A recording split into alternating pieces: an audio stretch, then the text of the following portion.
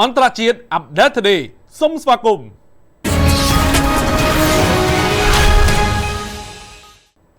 អញ្ញាធិអ៊ីរ៉ង់ត្រៀមខ្លួនឆ្លើយតបប្រសិនបើសហរដ្ឋអាមេរិកគ្រោងបញ្ជូនទ័ពចូលវីលុកអញ្ញាធិអ៊ីរ៉ង់បានបង្ហាញសញ្ញាថាពួកគេត្រៀមខ្លួនរួចជាស្រេចដើម្បីឆ្លើយតបប្រសិនបើសហរដ្ឋអាមេរិកបើកប្រតិបត្តិការបញ្ជូនទ័ពវីលុកចូលប្រទេសអ៊ីរ៉ង់ឧត្តមសេនីយ៍ឯកលោកយ៉ាដូឡាចាវ៉ានីប្រធាននយោបាយនៃកងឆ្មាំបដិវត្តអ៊ីស្លាមអ៊ីរ៉ង់បាននិយាយថាអ៊ីរ៉ង់បានត្រៀមខ្លួនរួចជាស្រេចដើម្បីចាត់វិធានការចាំបាច់នានានិងបានព្រមានថាផែនការយុទ្ធសាស្ត្រគួរឲ្យភ្ញាក់ផ្អើលនឹងកើតមាន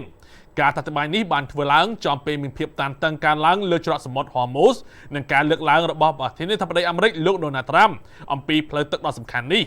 មន្ត្រីអ៊ីរ៉ង់បានព្រមានថាកងទ័ពអាមេរិកអាចប្រឈមមុខនឹងការសងសឹកភ្លាមៗប្រសិនបើពួកគេហ៊ានវាយចូលទៅក្នុងទឹកដីអ៊ីរ៉ង់បន្ថែមពីនេះមេបញ្ជាការកងទ័ពលោកអាមៀហាតាមីក៏បានប្រកាសផ្ដល់រង្វាន់សម្រាប់ការចាប់ខ្លួនឬសម្លាប់ទាហានអាមេរិកណាម្នាក់ផងដែរខណៈដែលអ៊ីរ៉ង់បានពង្រឹងសន្តិសុខនៅដែនកោះនិងតំបន់ឆ្នេរសមុទ្រជុំវិញច្រកសមុទ្រ Hormuz ទោះជាយ៉ាងណាទីក្រុងវ៉ាស៊ីនតោនមិនទាន់បានបង្ហាញសញ្ញាច្បាស់លាស់ណាមួយថាខ្លួនគ្រោងបញ្ជូនទាហានចូលវាលុកនៅអ៊ីរ៉ង់នៅឡើយទេទន្ទឹមនឹងនេះការចរចាជាមួយប្រទេសអូម៉ង់លើការបើកច្រកសមុទ្រ Hormuz ឡើងវិញនៅតែមានការលំបាកដោយសារតែបញ្ហាផ្លូវច្បាប់បច្ចេកទេសនិងនយោបាយខណៈដែលភាពតានតឹងរវាងអ៊ីរ៉ង់និងសហរដ្ឋអាមេរិកកំពុងតែកើនឡើងកម្ដៅកាសែតជប៉ុនចាប់ផ្ដើមរិះគន់លោកស្រីថាកាយអ៊ីឈីដែលកំពុងងាកមករកគោលនយោបាយមុនសង្គ្រាមលោកប្រព័ន្ធផ្សព្វផ្សាយជប៉ុនជាច្រើនបានរិះគន់ចំទៅកាន់នាយករដ្ឋមន្ត្រីជប៉ុនលោកស្រីសាណាអេតាកាយអ៊ីឈីចំពោះការមិនឆ្លុះបញ្ចាំងអំពីប្រវត្តិសាស្ត្រសម័យសង្គ្រាមរបស់ជប៉ុននៅខួបលើកទី81នៃការចោះចាញ់ក្នុងសង្គ្រាមលោកលើកទី2នៅក្នុងសន្ទរកថារបស់លោកស្រីនៅក្នុងពិធីរំលឹកវិញ្ញាណក្ខន្ធលោកស្រីតាកាយអ៊ីឈីមិនបានលើកឡើងអំពីការឈ្លានពានសម័យសង្គ្រាមរបស់ជប៉ុននៅអាស៊ីឬបង្ហាញពីការសោកស្ដាយចំពោះទុក្ខវេទនាដែលប្រទេសខ្លួនបានបង្កឡើងនោះទេកាសែតជប៉ុនក៏បានលើកឡើងពីការព្រួយបារម្ភផងដែរបន្ទាប់ពីរដ្ឋមន្ត្រីក្រសួងការពារជាតិលោក Shinjiro Koizumi និងសមាជិកគណៈរដ្ឋមន្ត្រីផ្សេងទៀតបានទៅកាន់វិហារ Yasukuni ដែលជាទីគោរពបូជាដល់អ ក្រិតជនសង្គ្រាមកម្រិត A ចំនួន14រូបកាសែត Asahi Shimbun បានព្រមានថាដំណើរទស្សនកិច្ចនេះអាចបង្កផលប៉ះពាល់ដល់គោលការណ៍សន្តិភាពក្រោយសង្គ្រាមរបស់ជប៉ុននិងធ្វើឲ្យប៉ះពាល់ដល់ទំនាក់ទំនងជាមួយប្រទេសចិននិងកូរ៉េខាងត្បូងផងដែរកាសែត Tokyo Shinbun បានព្រមានថា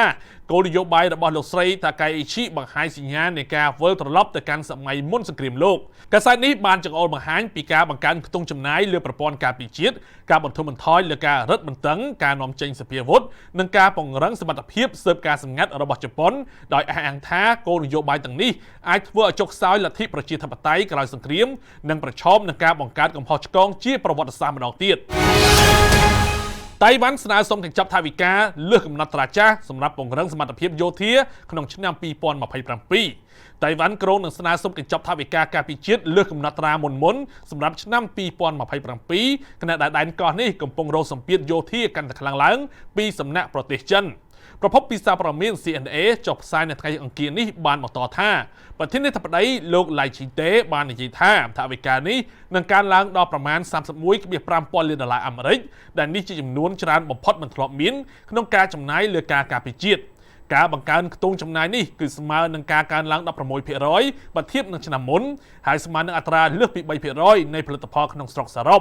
លោកឡៃបានពណ៌នាថាការបង្កើនខ្ទង់ចំណាយដ៏ខ្ពស់នេះគឺជាការវិនិយោគលើសន្តិភាពហើយបាននិយាយទៀតថាខ្លួននឹងពង្រឹងសមត្ថភាពរបស់តៃវ៉ាន់ក្នុងការការពារខ្លួននិងការរក្សាស្ថិរភាពនៅក្នុងច្រកសមុទ្រតៃវ៉ាន់ឲ្យបានល្អ